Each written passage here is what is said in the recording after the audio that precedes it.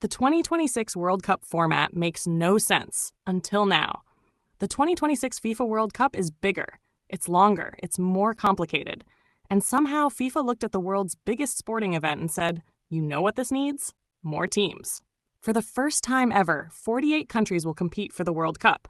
Not 32, 48. And if you're confused about how this tournament actually works, don't worry, because honestly, most football fans are confused too. How many groups are there? How do teams qualify for the knockout stage? Why did FIFA change the format? And does this make the tournament better, or just more confusing? In the next few minutes, I'll explain the entire 2026 World Cup format in the simplest way possible. And by the end, you'll understand exactly how a team goes from qualifying all the way to lifting the trophy. Let's start with the biggest change. Section 1, the 48-team problem. For years, the World Cup had 32 teams. Simple. 8 groups, 4 teams in each group. The top 2 advanced. Easy. But in 2026, FIFA expanded the tournament to 48 teams. That's 16 extra countries. More fans, more matches, more money. You know the type.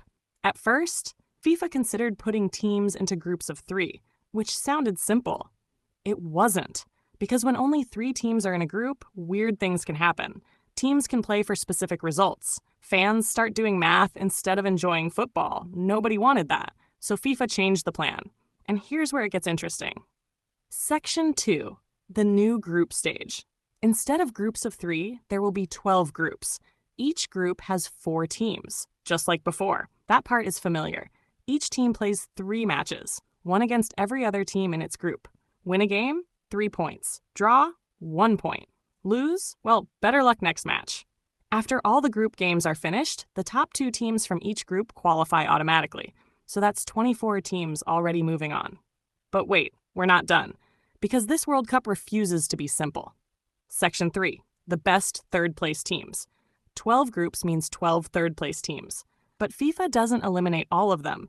Instead, the 8 best third-place teams also qualify. Yes, a team can finish third and still survive. In theory, this gives more countries a chance.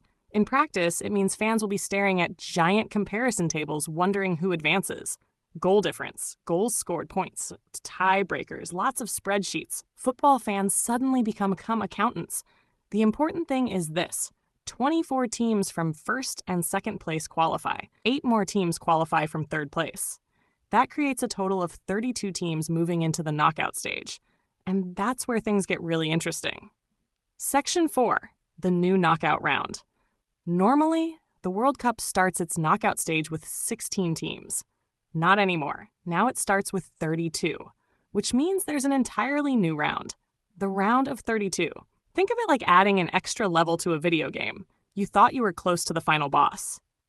Turns out there's another stage waiting.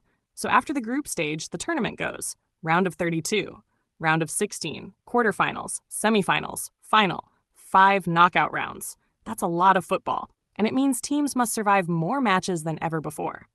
Section 5. How many games does it take to win? This sounds simple. It isn't. Under the old format, a champion usually played 7 matches. 3 group games, 4 knockout games.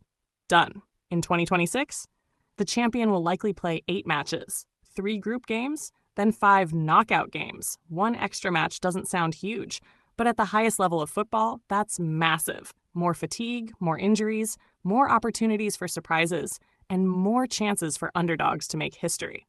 Personally, that's one of the most exciting parts. Section 6. Why FIFA did this. So why make everything bigger? Officially, FIFA says it wants more countries represented. More nations get a chance to experience the World Cup. And honestly, that's a fair argument. Countries that rarely qualified before now have a much better chance.